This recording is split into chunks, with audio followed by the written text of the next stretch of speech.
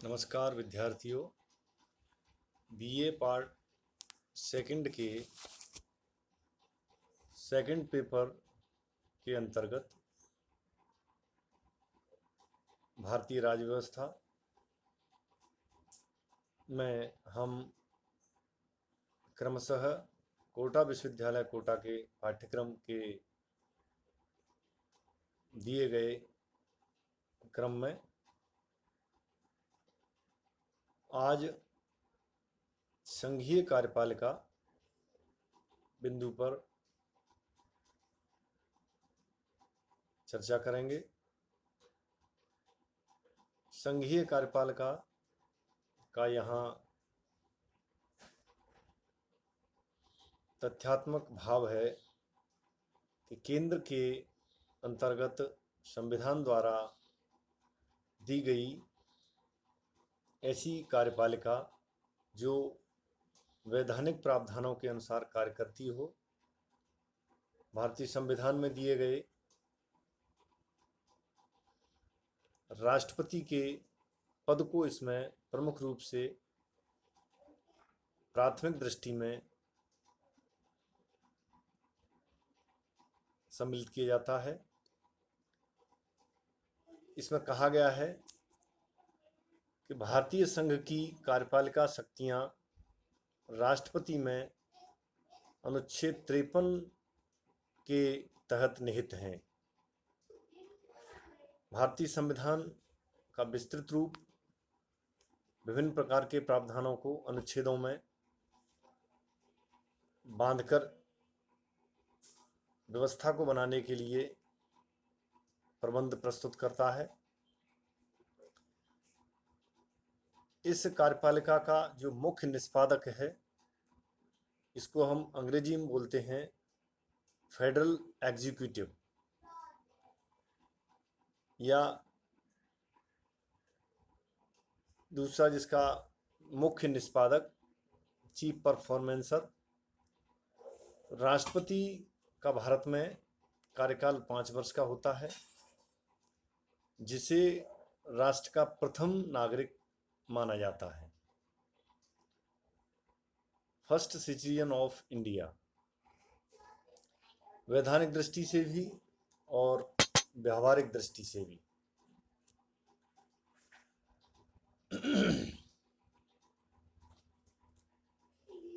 अनुच्छेद 53 में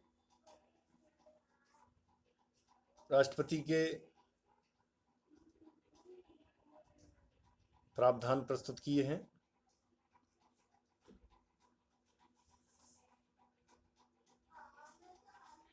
राष्ट्रपति के चुनाव के लिए जो योग्यताएं हैं, सबसे पहले है वह भारत का नागरिक हो, उसने 35 वर्ष की आयु पूरी कर ली हो, वह लोकसभा सदस्य के रूप में चुनाव के योग्य हो या लोकसभा सदस्य बनने की योग्यता रखता हो, वह भारत सरकार या किसी भी राज्य सरकार या इनमें से किसी भी सरकार द्वारा नियंत्रित किसी अन्य स्थानीय सत्ता के अधीन किसी भी लाभ के पद पर कार्यरत न होना चाहिए। यानी राष्ट्रपति के पद का जो योग्यताधारी होगा, उसको किसी भी लाभ के पद पर बना रहना उस पद की योग्यता को निर्धारित करता है। राष्ट्रपति उम्मीदवार के लिए निर्वाचक मंडल के 50 सदस्य प्रस्तावक के रूप में तथा 50 अन्य अनुमोदक के रूप में आवश्यक माने जाते हैं। यानी 50 सदस्य प्रस्तावक के रूप में और 50 सदस्य अनुमोदक के रूप में। सबसे पहली ये शर्त है इसमें कि 50 अनुमोदक और 50 प्रस्तावक ये होंगे। उसके बाद अगला चरण इसका आता है। भारत में राष्ट्रपति का चुनाव सबसे बड़ा चुनाव है।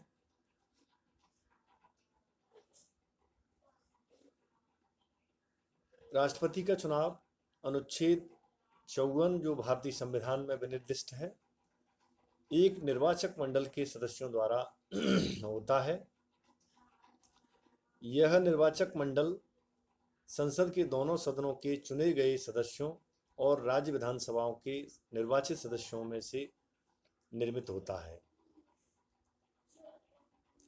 यानी निर्वाचक मंडल संसद के दोनों सदनों के चुने हुए सदस्य, संसद के दोनों सदन, लोकसभा, राज्यसभा एवं राज्यों की विधानसभाओं के निर्वाचित सदस्य, उनमें से निर्मित किया जाएगा।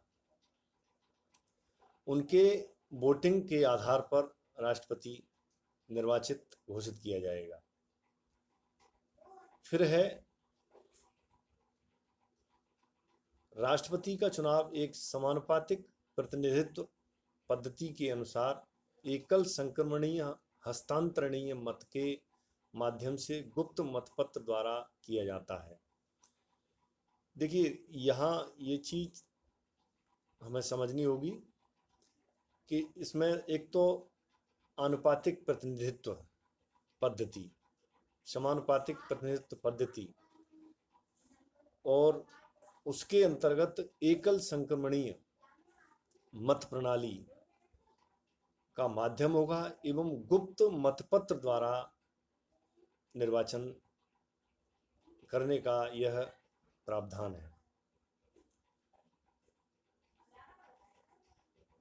यह बात भी यहाँ उल्लेखनीय है कि इसमें संसद के दोनों सदनों के मनोनीत सदस्य, राज्य विधानसभाओं के मनोनीत सदस्य और राज्य विधान परिषद के सदस्य राष्ट्रपति के चुनाव में भाग नहीं लेते।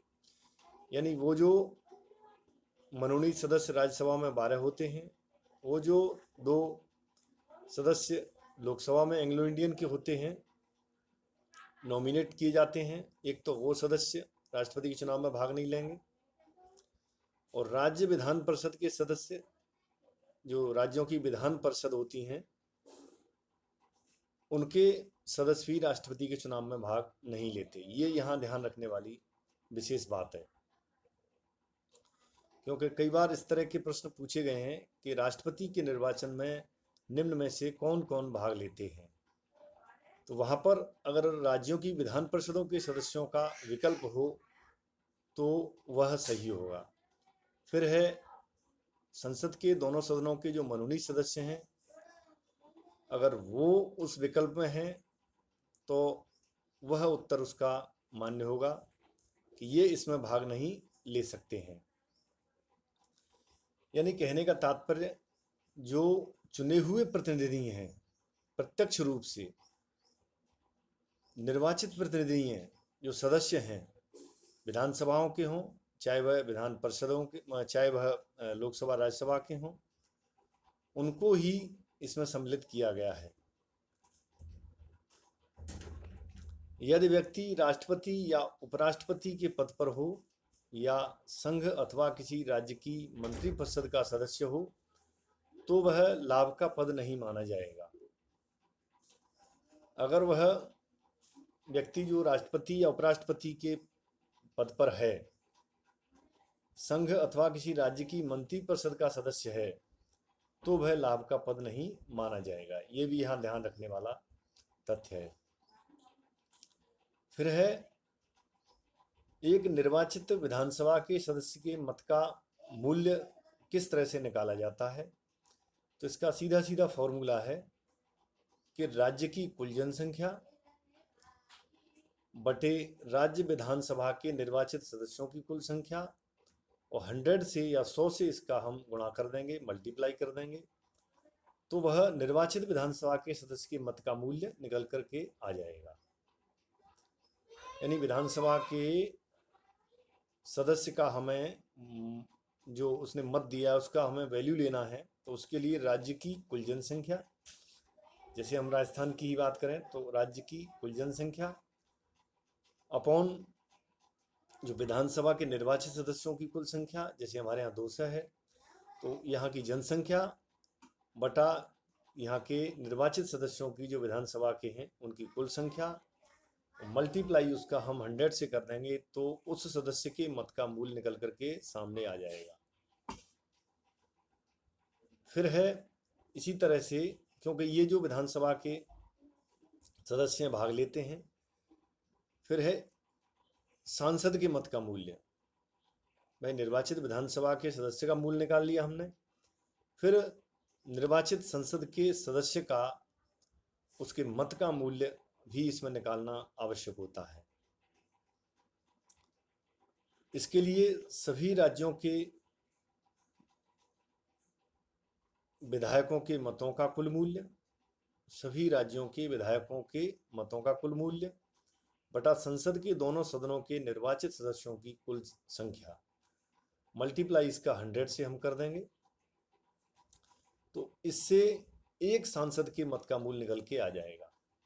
यानी जो भी राज्य हैं उनके विधायकों के मतों का कुल मूल्य, यानी उन विधानसभाओं के सदस्य जो निर्वाचित हैं उन राज्यों के समस्त विधायकों के मतों का मूल्य बटा संसद के दोनों सदनों के निर्वाचित सदस्यों की कुल संख्या, 100 से मल्टीप्लाई कर देंगे तो एक सांसद का, एक पार्लियामेंट मेंबर का मूल्य आ जाएगा। इस तरह से इनके मूल्यों को निकाल करके फिर चुनाव की प्रक्रिया को पूर्ण करने का इस तरह का प्रबंध किया गया है हमारे भारतीय संविधान में। धन्यवाद। आगे भी इसको हम जारी रखेंगे।